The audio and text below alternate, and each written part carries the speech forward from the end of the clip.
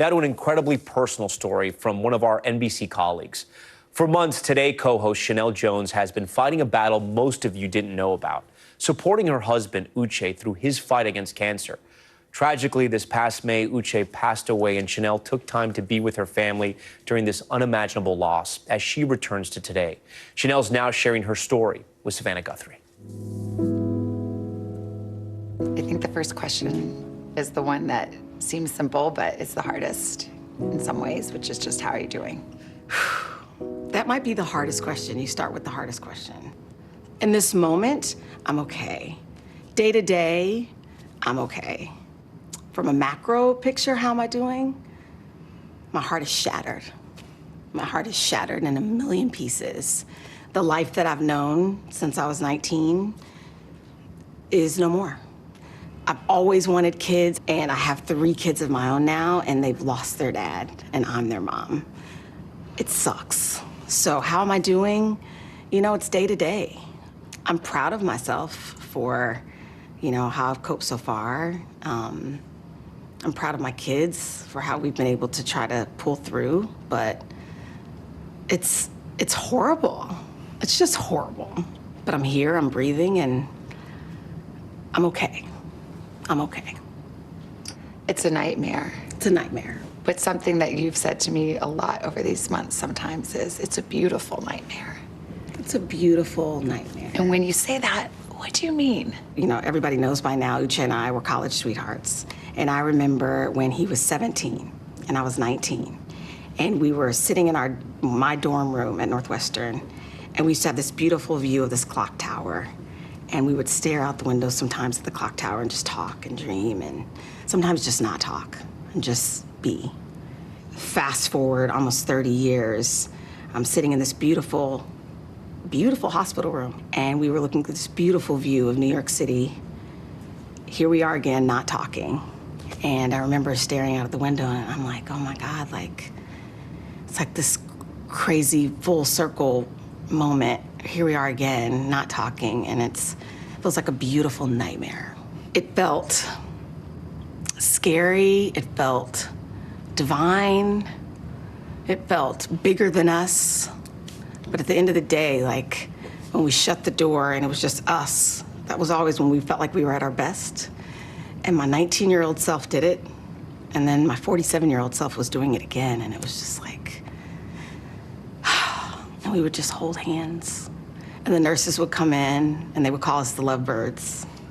And we would just look at each other, say, I love you, and hold hands. But that's what I mean by beautiful nightmare, because I found beauty in the nightmare.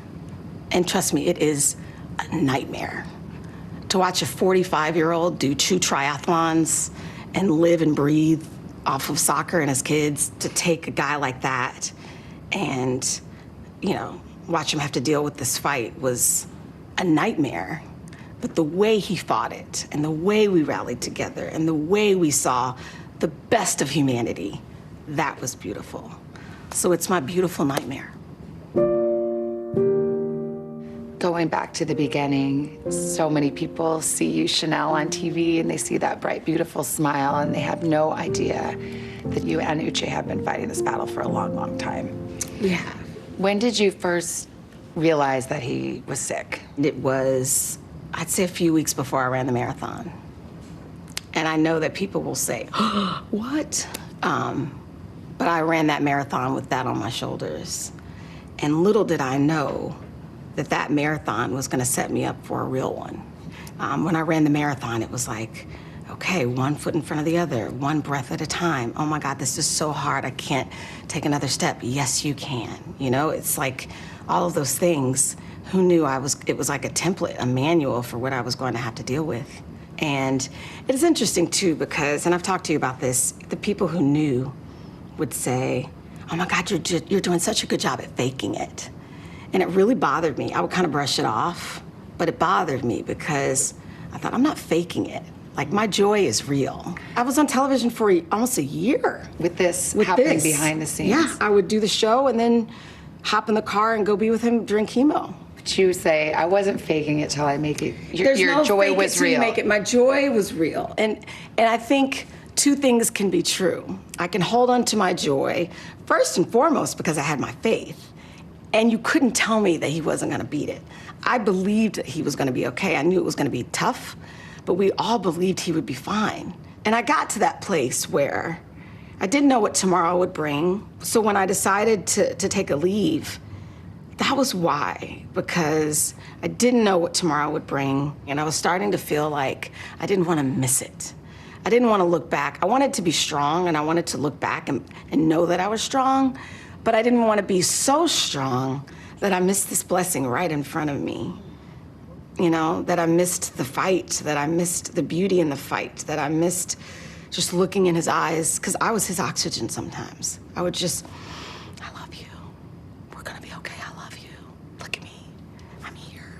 And can I just say, Sheinelle, as your friend that witnessed this, you did that. You put the whole family on your shoulders. You carried him. You never lost that light in your eyes for him. You never lost it, and he never lost that light in his eyes for you. Yeah, if anything, it feels like it got stronger, you know? Listen, we would have been married 18 years this month, and it just felt like we always kind of had it. And when he was dying, I would say, this sucks, and this is scary, but if you asked me if this was gonna be my fate, I would do it all over again. You showed love. You did love. You kept the faith. You fought the good fight. And so did he. Yeah. Uche was such a fighter, and he had such strong faith. It was his lifeline. You know, I can easily understand why when people go through something like this, they turn away from their faith. There are times where I'm like, God, I've been praying for this job since I was in 5th grade. Like, yellow construction paper, I did the helmet hair. Miss James will tell you, I did little hoop earrings and a little box by my head in 5th grade, and you got me all the way here and you take my husband. Are you kidding me? Like, really? What did I do? Why me? There can't be a God. Like, no way a God would do that to somebody like Sheinelle. There's no way, right? It would be very easy to think that. But you look at somebody like my husband, his faith is what kept him going. You talk about faith over fear, he had it. And when he was low, there was nothing I could say, there was nothing anyone could say. The only thing that would soothe his heart would be like praise and worship music. And it would just give him this peace. And I watched him in his toughest moments. His faith is what gave him peace. And so I think, okay, if Uche can have faith when his life is on the line, surely I can. And surely we all can. And so I saw him hold on to it, and so then I held on to it as well.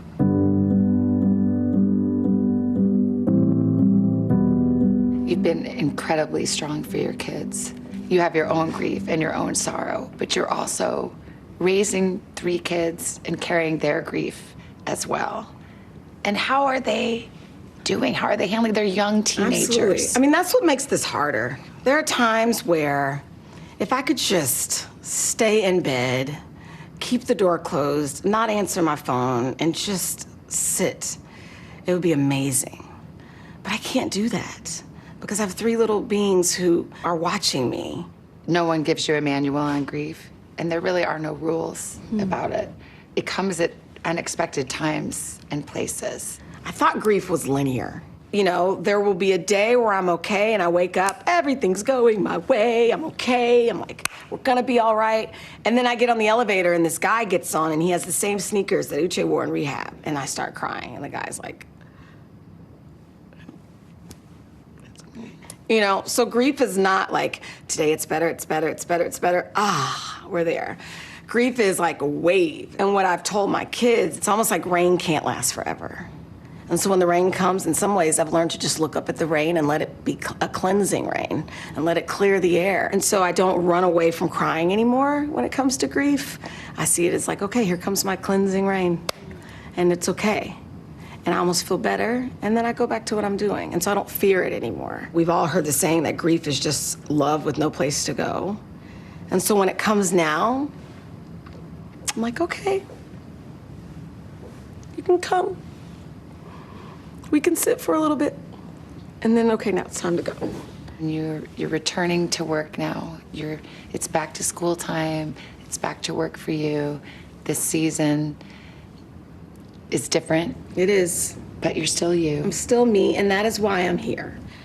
I will tell you, I have feverishly searched for a muse, or like, who can I admire? Who's lost their husband that I can be? I went to YouTube and I was trying to find like the closest thing to me. So I Googled Black Widow, and it was just spiders.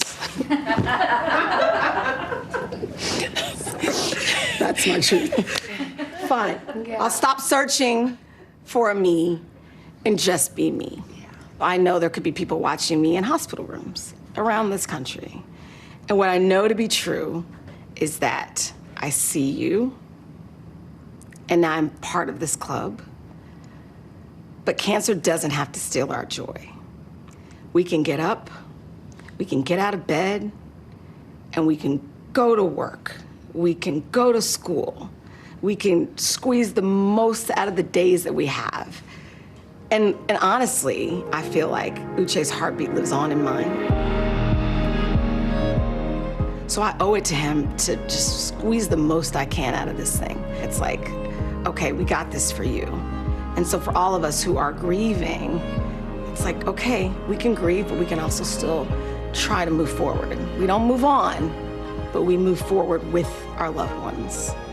And I hope that just by me being on this set and me returning to work, it's like, okay, if I can do it, so can you, right? So don't get me wrong, like, my heart still hurts.